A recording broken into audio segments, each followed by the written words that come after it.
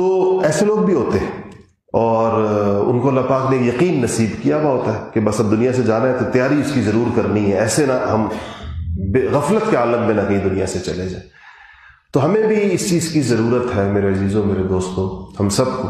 کہ ہم ہر وقت اس حوالے سے اپنی ایک تیاری اور اپنی ایک منصوبہ بندی رکھیں۔ اس کے لیے ہمیں کیا کرنا چاہیے؟ دو چار باتیں وقت کم میں عرض کر دوں آپ کو۔ ایک یہ کہ اپنے مقصد زندگی کے شعور کے لیے اور پھر زندگی کو صحیح معنوں میں اپنے مقاصد پر لگانے کے لیے انسان کی جو اولین ضرورت ہے ایمان کے بعد، اسلام جب انسان لے آئے تو اس کے بعد، تو وہ دینی علم کی ضرورت ہے۔ دینی علم کے بغیر انسان کو شعور زندگی نہیں حاصل ہو پاتا۔ دینی علم کے بغیر انسان کو نہ اللہ تعالیٰ کا تعارف ہوتا ہے، نہ اللہ تعالیٰ کی معرفت ہوتی ہے، نہ نبی کریم صلی اللہ علیہ وسلم سے اس کی جس طرح کا اس کا تعلق ہونا چاہیے وہ اس کا نہیں ہو پاتا اگر اس نے قرآن نہیں پڑھا، اس نے حدیث نہیں پڑھی، اس نے مسائل نہیں پڑھے، اس نے نبی کریم صلی اللہ علیہ وسلم کی زندگی اور سیرت نہیں پڑھی۔ یہ وہ ضروریات ہیں جس کے ذریعے سے انسان کے سامنے آخرت واضح ہوتی چلی جاتی ہے، آخرت کی تفصیلات انسان کو پتہ چلتی ہیں۔ احادیث میں آپ دیکھیں، اب یہ ہم احادیث پڑھتے ہیں، اس پر انشاءاللہ خالص آخرت کی جب احادیث آئیں گی آپ اس کو دیکھیں گے کیسے احادیث میں آخرت کی تفصیلات ہیں۔ قرآن شریف کو آپ دیکھیں کیسے قرآن شریف نے آخرت کی تفصیلات بیان کی، انسان کو ان تمام مراحل کا بتایا ہے جو اس کو پیش آنے ہیں، جس سے اس نے گزرنا ہے، اور اتنے قطعی اور حتمی لب و لہجے میں اللہ تعالیٰ نے بتایا ہے، قسمیں کھا کھا کر اللہ پاک نے بتایا کہ خدا کی قسم، اللہ تعالیٰ اپنی ذات کی قسم کھائے یا نبی کریم صلی اللہ علیہ وسلم اللہ تعالیٰ کی قسم کھا کر کہتے ہیں کہ تمہیں یہ چیز پیش آنے والی ہے، اس کی تیاری کر لو، تمہیں یہ چیز پیش آنے والی ہے۔ نبی کریم صلی اللہ علیہ وسلم فرمایا واللہ، خدا کی قسم، ما رأیت منظرا افظع من، میں نے اپنی زندگی کے اندر قبر سے زیادہ ہولناک منظر کوئی اور نہیں دیکھا۔ اب حضور قسم کھا کر فرما رہے ہیں کہ لوگوں کو متوجہ کر رہے ہیں کہ خدا کی قسم، میں نے اپنی زندگی کے اندر ما رأیت منظرا، میں نے ایسا کوئی منظر نہیں دیکھا جو افظع ہو، کس میں سے قبر سے زیادہ ہولناک ہو۔ اب یہ چیزیں جب تک انسان پڑھے نہیں تو ان کی اہمیت اس کے دل میں نہیں آتی، اس کے لیے اپنی زندگی کے لمحات خرچ کرنے کی جو انسان میں توفیق اس کو ہوتی ہے وہ اس وقت ہوگی پہلے اس کے دل میں اس کی اہمیت آئے۔ تو جب آپ نئے سال کی منصوبہ بندی کریں، گھنٹوں کے حساب سے روزانہ کے اعتبار سے آپ طے کریں کہ میں روز اتنے گھنٹے، آدھا گھنٹہ آپ دیں، نہیں دے سکتے زیادہ، 1 گھنٹہ آپ دیں، 1.25 گھنٹہ آپ دیں کہ میں اتنا وقت روزانہ دینی تعلیم کو اپنی دوں گا، میں قرآن کو دوں گا، میں حدیث کو دوں گا، میں سیرت کو دوں گا، میں شرعی مسائل سیکھنے کے لیے دوں گا۔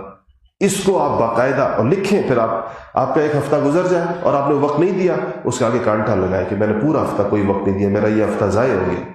روز کریں اس کام کو، روزانہ شام کو رات کو سوتے ہوئے اپنے وقت کا محاسبہ کریں۔ پھر جب آپ کے مہینہ گزر جائے نا تو آپ خود دیکھیں کہ یہ مہینہ میں نے کیسے گزارا، تو آپ کے تو سارے کانٹے لگے ہیں، اس کا مطلب میں نے تعلیم کو وقت نہیں دیا۔ ایک کام تو تعلیم، اس میں لکھیں دینی تعلیم کہ میں نے قرآن کو کتنا وقت دیا، حدیث کو، فقہ کو، سیرت کو، جو پڑھنے کی چیزیں مسلمان کی ضروریات ہیں، اس کے بغیر مسلمان کو آخرت کی زندگی واضح ہو نہیں سکتی اس کے اوپر۔ پھر یہ اجمالی سا ایک ایمان ہوگا آخرت پہ، جیسے ان پڑھ لوگوں کا ہوتا ہے ہاں جی مرنا ہے اور ایک آخرت کا دن ہے، باقی کیا ہے؟ قرآن و سنت نے جو اس کی اتنی تفصیل بیان کی ہے وہ کس کے لیے بیان کی ہے؟ ہمارے لیے بیان کی ہے تاکہ ہمارے دلوں کے اندر اس کی اہمیت اس کے ذریعے پیدا ہو۔ اہمیت پیدا ہوگی تو ہم اس کی تیاری کریں گے، جس چیز کی ہمارے دل میں اہمیت نہیں ہوتی ہم اس کی تیاری نہیں کرتے۔ اب آپ کو اگر آج پتہ چلے، کل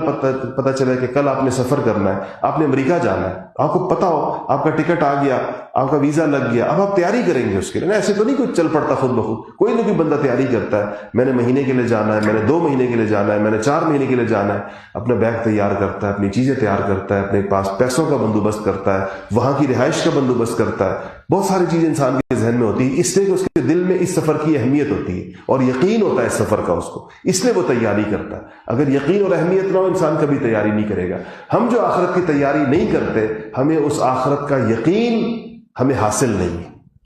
اور ہمیں آخرت کی اہمیت کا احساس نہیں ہے۔ اس کے لیے ایک چیز تو علم ہے، دوسری چیز علم کے ساتھ یاد رکھیے گا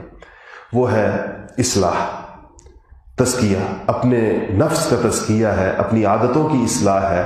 اپنے اوقات کا درست استعمال ہے۔ یہ علم کے علاوہ ایک مستقل محنت ہے۔ جان لینے سے، علم کہتے ہیں جان لینے کو۔ اب میں آپ کو مثال دیتا ہوں، ہم جتنے لوگ یہاں پر بیٹھے ہیں ہم میں سے ہر ایک جانتا ہے کہ تہجد جو ہے وہ بڑی فضیلت کی چیز ہے، تہجد کی نماز۔ اب جانا ہوا علم تو ہے تہجد کا، فضیلت بھی معلوم ہے، لیکن پڑھتے نہیں ہیں۔ اس لیے نہیں پڑھتے کہ پڑھنے کے لیے جو پوٹینشل، جو اسپرٹ، جو قوت درکار ہے وہ ہمارے اندر نہیں ہے. وہ ایک خاص قوت ہوتی ہے جو لوگ پڑھتے ہیں اور ہم جو نہیں پڑھتے. ہمارے درمیان کیا فرق ہوتا ہے کہ جو پڑھنے والے کے پاس وہ قوت ہے جو اس کو بستر سے اٹھا دیتی ہے، اس ٹائم کے اندر اس سے وضو کروا لیتی ہے، اس کو مصلی پہ کھڑا کر دیتی ہے. وہ قوت اس کے اندر موجود ہے. وہ قوت پیدا کرنی پڑتی ہے. جیسے گاڑی کے اندر پٹرول ڈالے تو وہ چل پڑتی ہے، ایسے ہی انسان کی جسم میں اصلاح کا، تزکیے کا پٹرول پڑتا ہے تو وہ اس کو نیک کام وہ اس سے کراتی ہے، وہ ساری کی ساری چیز. اس کے لیے اپنی اصلاح اور اپنی تزکیے کی ضرورت ہے. اصلاح و تزکیے کے لیے انسان کو کس چیز کی ضرورت ہوتی ہے؟ ماحول کی ضرورت ہوتی ہے. انسان نیکی کے ماحول میں، ذکر اذکار کے ماحول میں، مسجد جیسا ماشاءاللہ یہ جو آپ لوگ جمعے کے لیے تشریف لاتے ہیں، بر وقت آتے ہیں اتنا پہلے سے، یہ اصلاح و تزکیے کی ہی کوششوں کا حصہ ہے. اسی طرح اللہ کے فضل سے ہمارے ہاں ہر ہفتے کے دن، جیسا کل کا دن ہے تو ہفتے کے دن مغرب کی نماز کے بعد یہاں باقاعدہ ذکر کی مجلس ہوتی ہے. مہینے میں ایک دفعہ شب تزکیہ ہوتی ہے، لوگ قیام کرتے ہیں رات کو یہاں مسجد میں. تو یہ اس ماحول کو بنانے کی کوشش ہوتی ہے کہ ماحول میں آئے، کوئی ذکر اللہ کا نام سنے، کوئی دین کی بات سنے تو ہمارے اندر اپنے وہ ماحول ہمارے پر اثر انداز ہو اور ہمیں اعمال کا شوق پیدا ہو. تیسری چیز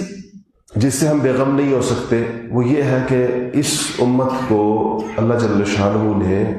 امت دعوت بنایا. ہماری زندگی صرف ہماری ذات پر تمام نہیں ہو جاتی. ہمیں دوسروں کی فکر کرنے کی اور دوسروں کے ساتھ خیر خواہی کرنے کی اور دوسروں کو بھی دین پر لانے کی، دوسروں کو بھی خیر کے کاموں کی طرف بلانے کی باقاعدہ ذمہ داری دی گئی ہے. باقاعدہ یہ ہمارے ذمے.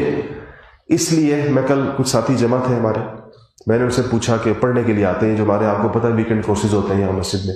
ہفتے اتوار کو پڑھائی ہوتی ہے، ویک ڈیز میں بھی ہوتی ہے، پیر منگل بدھ جمعرات کو شام میں بھی ہوتی ہے، فجر کے بعد بھی ہوتی ہے. الحمدللہ جو جس وقت دے سکتا ہے اس وقت میں اس کو کچھ نہ کوئی دینی تعلیم اس کو یا سکھائی جاتی ہے. تو کل ایک جماعت آئی ہوئی تھی ہماری جو پڑھتی ہے یہاں پر، تو رات کو انہوں نے کھانے کا بندوبست کیا ہوا تھا. تو میں نے ان سے ایک سوال کیا، میں ان سے پوچھا کہ تم لوگ جو پڑھتے ہو، 6 مہینے سے پڑھ رہے ہو، ہفتے اتوار کو آتے ہو 4 گھنٹے کے لیے، تو تمہارے اس پڑھنے سے اب تک کتنے لوگوں کو فائدہ ہوا کہ آپ نے کوئی بات کسی اور کو بتائی ہو اور اس بندے کو اس سے دینی فائدہ ہو گیا ہو، آپ نے بات کسی سے کی ہو، اس بندے کو اس سے کوئی علمی فائدہ ہو گیا ہو، کوئی اس کا نظریہ درست ہو گیا ہو، اس کا عقیدہ درست ہو گیا ہو، اس کا خیال درست ہو گیا ہو، اس کا عمل درست ہو گیا ہو، ایک کام جو وہ نہیں کر رہا تھا وہ کرنے والا بن گیا ہو، کسی بے نمازی نے نماز شروع کر دی ہو، کسی اور نے جس اللہ کا جو کبھی یاد نہیں کرتا اس نے کوئی ایک تسبیح پڑھنی شروع کر دی ہو. تو میں نے ان سے کہا کہ آپ اس پہ کبھی غور کریں، اور اگر آپ کے کریڈٹ پہ ایک فرد بھی ایسا نہیں ہے جس سے آپ کو کوئی جس کو آپ سے کوئی دینی فائدہ ہوا ہو، تو کتنی بے فیض زندگی اور کتنی لفظ تو سخت ہے لیکن میں کہہ دیتا ہوں کہ کتنی منحوس زندگی ہے کہ جس زندگی میں سرے سے کوئی نافعیت نہیں،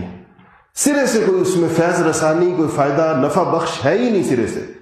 تو ہمیں بھی اپنی زندگیوں پر غور کرنا چاہیے. ہو سکتا ہے ہم بھی ایسی زندگی گزار رہے ہیں کہ ہم سے آج تک کسی اور بندہ بشر کو، کسی اور انسان کو ہم سے آج تک کوئی دینی فائدہ نہ ہوا ہو.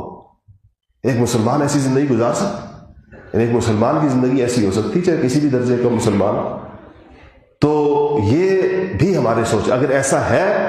تو اس کا مطلب ہے کہ ہماری زندگی انتہائی بے فیض ہے. پھر ہمیں ان اسباب پر غور کرنا چاہیے کہ ہماری زندگی پر یہ کس نحوست کے سائے ہیں جو چھائے ہوئے ہیں.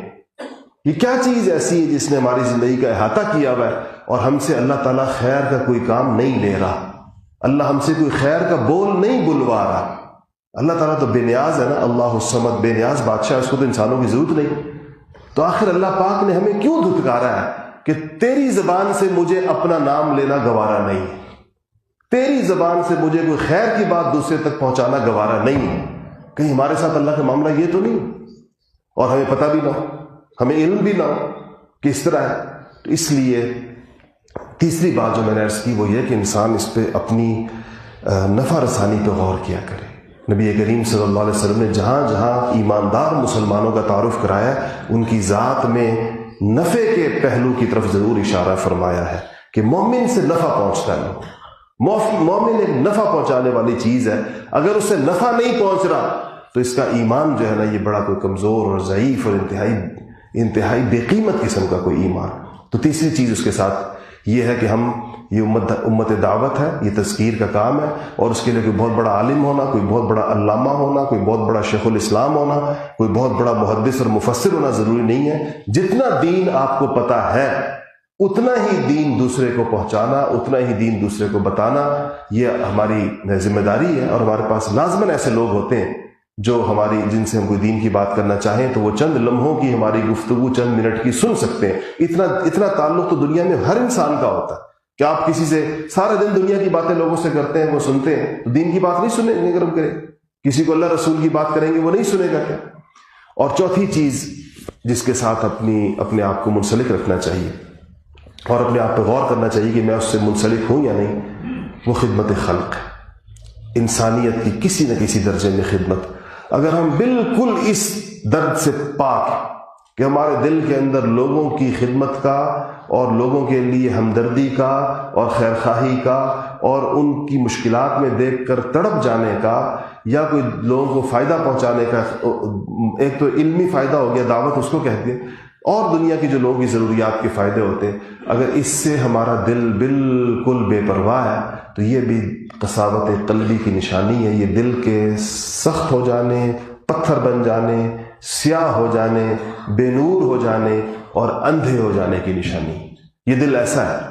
جس دل کے اندر کسی اور انسان کے لیے کوئی تڑپ ہی نہیں۔ یہ سردی آئی ہے اور دنیا میں، پاکستان میں کتنے ایسے جگہ ہوں گے جہاں کوئی لوگ بغیر